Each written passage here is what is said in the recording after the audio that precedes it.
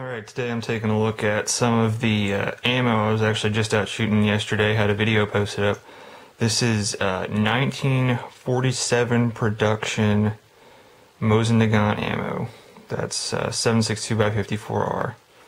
Now, this ammo is corrosive, so if you do shooting it, you want to take care of your gun afterwards.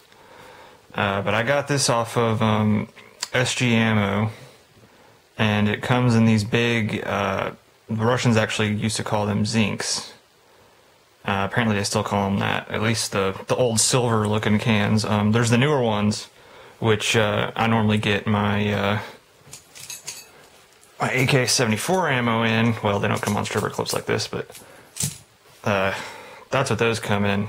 They still call those zincs too, I think. But yeah, here's the little stripper clips they come on. And I thought these were kind of neat because they've actually got, can't quite see, there it is, you can kind of see it. But right here, it's got the little triangle with the arrow stamp on it, meaning that these were all made at Izhmash back in the 1940s. So I thought that was pretty cool. But they come in packed 3 to a little sort of triangular looking box like this. Some of the ammo does have some blemishes on it, but I didn't find that to be a problem yesterday, so stuff ran great as far as I can tell. I mean, but yeah, as I was saying, you know, the bullet was a little bit sticky, but that's pretty normal for a Mosin. The cool thing, one of the cool things though about getting stripper clips like this is normally each one of these on their own is worth about anywhere from like $1 to $2, depending on where you buy them, especially original Russian ones. So the cool thing is then you can keep these, reload them. You can even, you could just sell them if you want to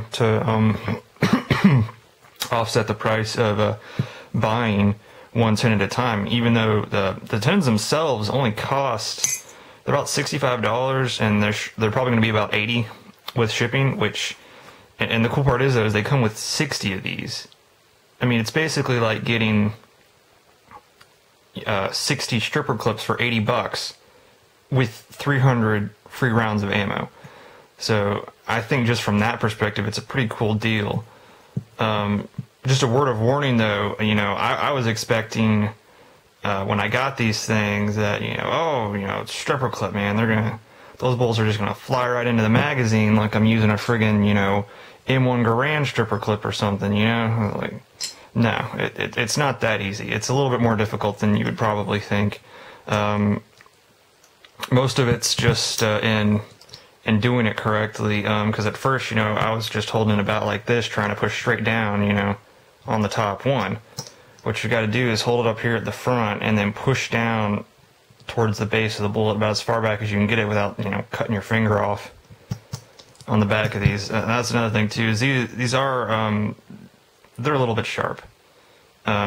You're probably not, you're not going to cut yourself just touching them, but if you're going to load them and you hit your thumb back here hard enough, yeah, it's probably going to cut you open if you're not careful.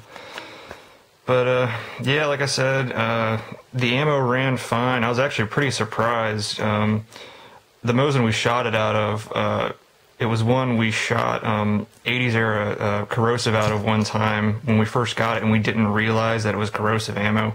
So it actually sat for a month before I got back to it and realized there was orange fuzz growing out of the end of the barrel pretty much. So it's got some pitting and things like that. It's a pretty, I'll be honest, I think at this point it's a pretty lousy barrel, but it actually shot pretty well yesterday. I think it was mostly because we put the bayonet back on it. But yeah, it was a lot of fun. Like I said, I would say $80 for 300 rounds and 60 stripper clips is a pretty friggin' good deal. The only thing is opening the tin takes a little bit of work. It's not too hard. I think most of my problem was I was trying to open it the wrong way at first. I was gonna say, I'm probably rolling a picture of the tin now when I got it open. But what it is it's I think it's a lead soldering they use to keep it closed, and you've basically just got to get a flathead screwdriver and a mallet, and I just like had to knock the whole thing out of place. I mean, that was about the only way to open it. So yeah, like I said, $80 for 300 rounds and 60 stripper clips. I'd say that's a good deal any day, especially if you want to. You could probably resell these for as much as almost $2 a piece if somebody's willing to pay for them. Although they're probably more likely to just go buy a can themselves. So I doubt the high price of these will hold up for much longer if too many of those cans got imported, because well, if the market's flooded with these things, they're not going to be worth $2 a piece anymore. So, yep, there you go.